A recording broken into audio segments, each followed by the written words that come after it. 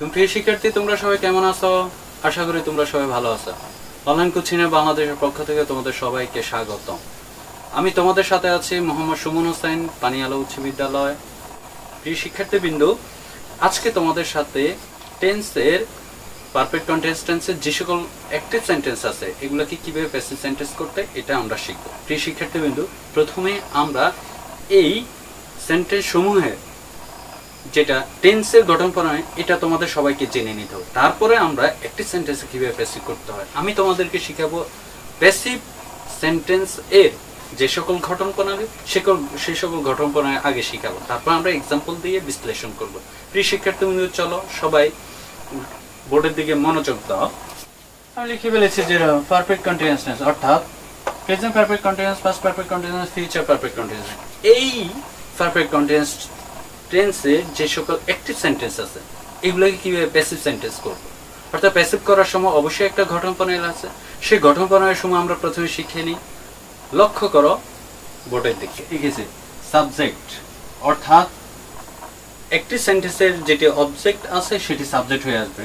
তাহলে প্যাসিভ সেন্টেন্সের যেটি স্ট্রাকচার হবে সেই স্ট্রাকচারটি হচ্ছে সাবজেক্ট বসবে plus have bin, has been, এই দুইটার একটা অবশ্যই বসবে, পাশাপাশি বিং যুক্ত হবে, প্লাস ভার্বে পাস্ট পার্টিসিপল ফর্ম ব্যবহার হবে, প্লাস বাই যোগে অবজেক্ট ব্যবহার হবে। অর্থাৎ একটি সেন্টেন্সে যেটি সাবজেক্ট আছে সেটি প্যাসিভ করার সময় বাই যোগে অবজেক্ট ব্যবহার হবে।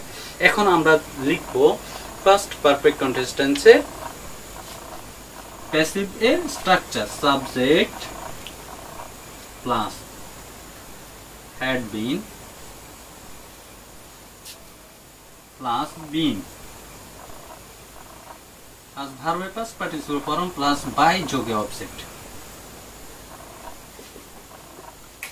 তারপর হচ্ছে ফিউচার পারফেক্ট কন্টিনিউয়াস টেন্সের subject plus shall have been, will have been,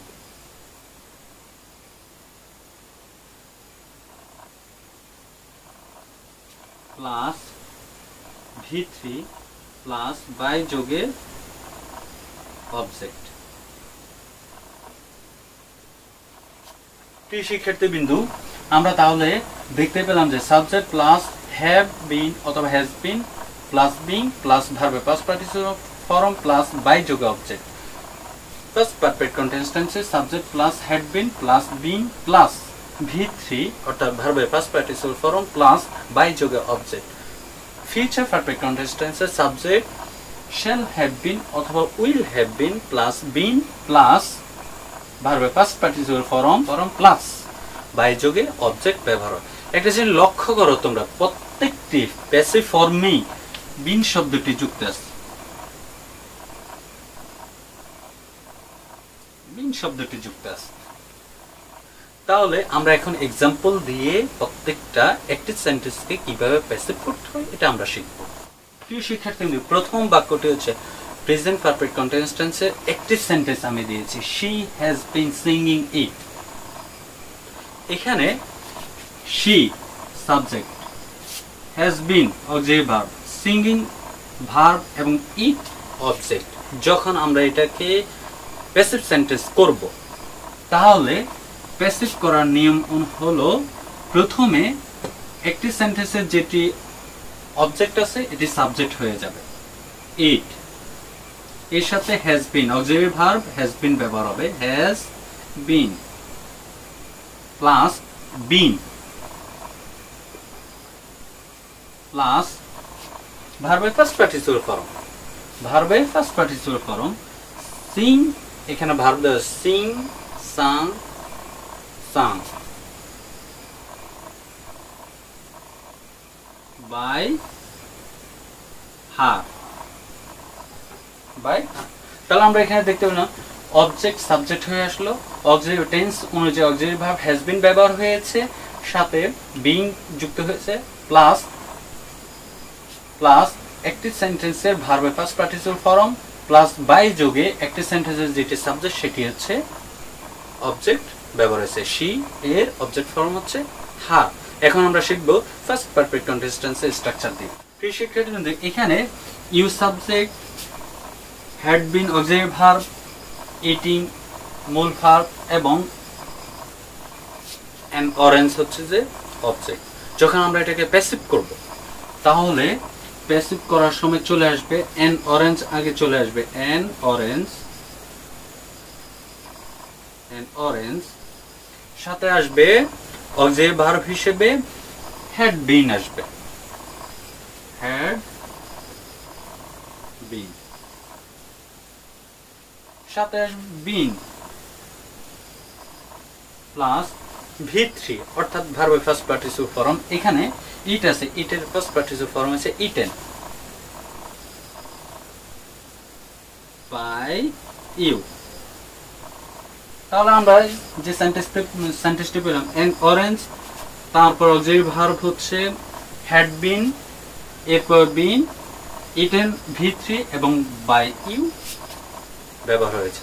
এরপর আমরা শিখবো হচ্ছে এক্সাম্পল দেব future perfect continuous tense. Karim will have been swimming. প্রিয় শিক্ষার্থীবৃন্দু, যখন আমরা এটাকে প্যাসিভ করব